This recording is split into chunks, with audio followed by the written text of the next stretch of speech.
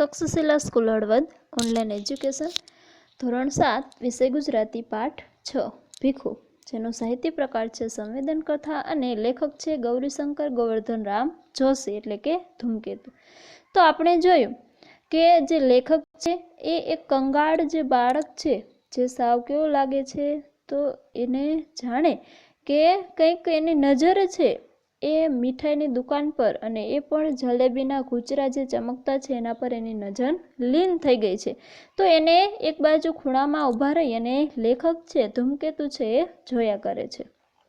અને એક ભાઈ આવી અને શું કરે છે, તો એ ઘૂંચડા ખરીદે છે અને પડીકું બાંધતા એક પોતાના હાથમાં લઈ અને ચાલતો થાય છે. અને આ જે બાળક હોય છે એને એ પોતે એના માટે હાથ ઊંચો કરે છે અને એમ લાગે છે કે મને આપવા માટે, પરંતુ એ ભાઈ છે એ જે જુવાન હોય છે એ તો પોતે પોતાના માટે ખાતો ખાતો એ ત્યાંથી પસાર થઈ જાય છે. અને આ જે બાળક છે એ ભોંઠો પડતા એ તરત નીચો થઈ જાય છે અને પોતાના જે ચીથરે હાલ પહેરણ છે એમાં પોતાના કંગાળ એટલે કે એકદમ દરિદ્ર ગરીબ હાથ છે, ગરીબમાં ગરીબ હાથ છે એને પોતે એના પહેરણમાં છુપાવી દે છે.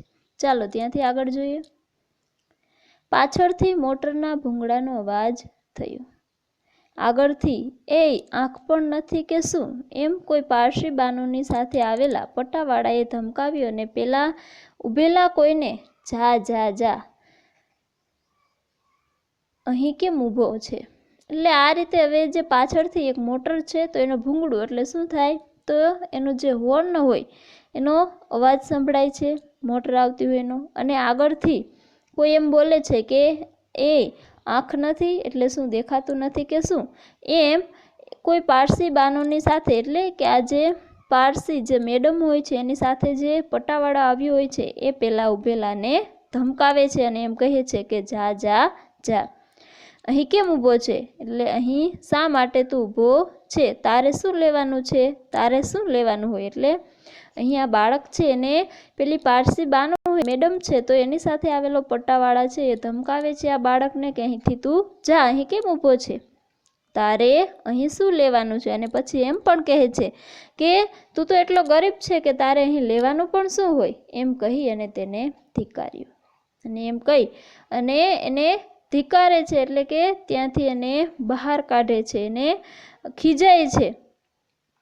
બધા વેગથી દાબતો હોય તેમ તે ધીમે દ્રઢ પગલે પાછો હટ્યો.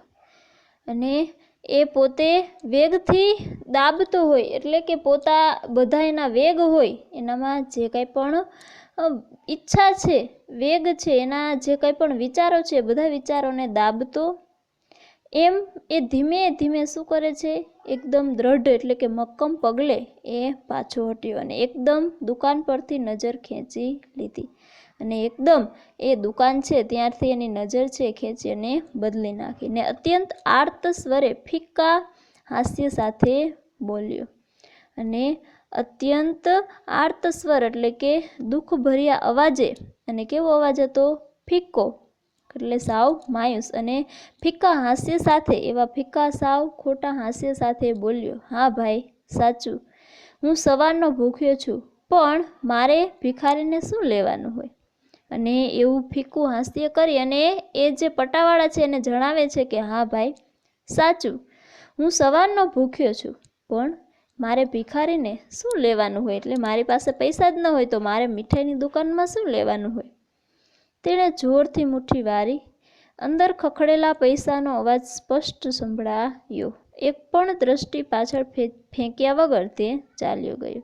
અને તે શું કરે છે, તો એ આ બોલી અને જોરથી એટલે દુઃખથી પોતાના હાથ છે ભીડી લે છે, મુઠ્ઠી વાળે છે અને અંદર ખખડેલા પૈસાનો અવાજ એટલે એના પહેરણમાં અમુક પૈસા હશે તો એનો અવાજ સંભળાતો અને એ રીતે મુઠ્ઠી વાળી એટલે કે ત્યાંથી જાય છે, ભાગે છે, દોડે છે. અને એક પણ નજર, દ્રષ્ટિ એટલે કે નજર, તો એક પણ નજર છે એ પાછળ ફેંક્યા વગર તે ચાલ્યો ગયો એટલે કે દુકાન પર એક પણ વાર ફરીથી એ જોતો નથી અને ત્યાંથી ચાલ્યો જાય છે. આ ભિખારી એક દુકાને ઊભો રહી 6 પૈસાના દાળિયા જોખવતો હતો. હવે આ ભિખારી આ છે તો એ શું કરે છે, તો ત્યાંથી જઈ અને એક દુકાને ઊભો રહે છે અને ત્યાં તેની પાસે જે 6 પૈસા હોય છે એના એ દાળિયા જોખવતો હોય છે, ખરીદતો હોય છે. હતો. અચાનક મને પેલી સ્ત્રીના શબ્દો યાદ આવ્યા. અને આ જોઈ અને લેખક છે ને અચાનક જે પેલી કંગાલ સ્ત્રી હતી કે એના 3-4 છોકરા એની પાસે હતા, તો એ સ્ત્રીના સ્વર યાદ આવ્યા. અરે, કદાચ એ દરવાજાની સાંકડી નેળમાં સડતા કુટુંબનો આ છોકરા સ્તંભ હશે. ને તરત એમ વિચારે છે કે આ એ જે દરવાજાની સાંકડી નેળ એટલે કે રસ્તો હતો, સાંકડો રસ્તો હતો, તો એમાં જે સડતા એટલે કે અત્યંત દરિદ્રતા, અત્યંત ગરીબ કુટુંબનો આ છોકરો કેવો હશે? સ્તંભ હશે, એટલે કે આધાર હશે. એ ઘરમાં એ વડીલ હશે, મોટો હશે, કદાચ શું એમ જ હશે. અને વળી પાછા લેખક વિચારે છે કે શું કદાચ એવું જ હશે. સામેની જ દુકાને નીચે બેસીને ધૂળમાં પોતાનું ચીથરું પાથરી તેમાં એ દાળિયા બાંધી રહ્યો હતો. અને એ સામેની દુકાને શું કરે છે? એ ભિખારી પોતે એ ધૂળ છે ત્યાં બેસે અને એ ધૂળમાં પોતાનું જે ચીથરું છે એ પાથરીને, એટલે કે એની પાસે જે ફાટેલા કપડાનો જે નાનો ટુકડો હતો એ પાથરી અને એમાં દાળિયા બાંધી રહ્યો હતો. તેણે એક મુઠ્ઠી તેમાંથી ભરી. વીજળીના પ્રકાશમાં એ મુઠ્ઠી અધર જતી મેં જોઈ અને એને ઝડપી લેવા આતુર મોં પહોળું થતું દેખાયું. એણે એક મુઠ્ઠી એ દાળિયામાંથી શું કરે છે? એક મુઠ્ઠી એ પોતે ભરે છે અને વીજળીના પ્રકાશમાં એ મુઠ્ઠીને અધર જતી જોઈ, એટલે કે એ વીજળીના ચમકારા થતા હતા અને એ બાળક છે એ હાથ ઊંચો કરે છે અને એ મુઠ્ઠી અધર જતી લેખક જુએ છે અને ઝડપી લેવા આતુર મોં પહોળું થતું દેખાય. અને એ મુઠ્ઠી છે એને ઝડપી લેવા એટલે કે લઈ અને ખાવા માટે જેનું મોઢું હતું એ આતુર હતું અને પહોળું થયું એવું લેખકને દેખાય. મારી નજરે પેલા ભિખારીના મોંને બંધ થઈને નીચું આવતું જોયું અને એને એટલી ભૂખ લાગી હતી, તેણે હાથ ઊંચો કર્યો અને એના મોંમાં નાખવા એ દાળિયાની જે મુઠ્ઠી હતી તો એ નાખવા માટે એ આતુર હતો, પરંતુ એણે લેખક દેખે એમ જ પોતાનું મોં છે બંધ કરી અને એ હાથ નીચે આવતો જોયો. એનું વદન કરમાઈ ગયું. વદન એટલે કે ચહેરો, અને એની સાથે જ એનો ચહેરો છે કેવો થાય છે? કરમાઈ જાય છે, એટલે કે સાવ માયુસ થઈ જાય છે.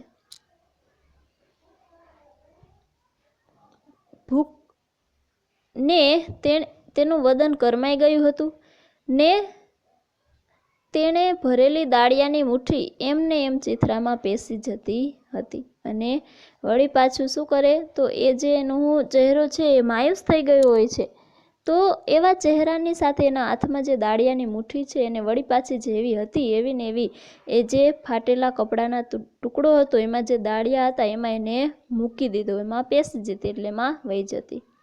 ભૂખનું દુઃખ ગળી જઈ અને ચીથરું વીંટાળી તેને 3 દરવાજા તરફ ચાલ્યો. તે 3 દરવાજા તરફ ચાલ્યો. હવે આ રીતે એ ભૂખનું દુઃખ એટલે કે અત્યંત ગરીબાઈ છે એ પોતે સહન કરી લે છે અને શું કરે છે?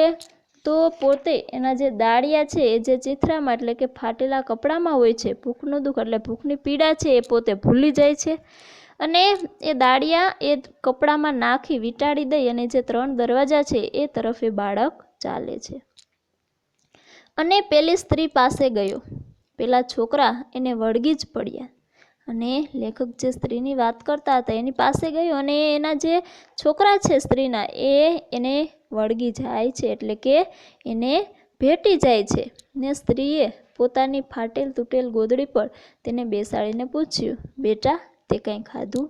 અને એ સ્ત્રી છે શું કરે છે? તો એની પાસે જે ફાટેલી તૂટેલી એવી ગોદડી હોય છે તો એના પર એના બાળકને બેસાડે છે અને પૂછે છે કે બેટા તે કંઈ ખાધું? તું કંઈ ખાઈને આવ્યો છે?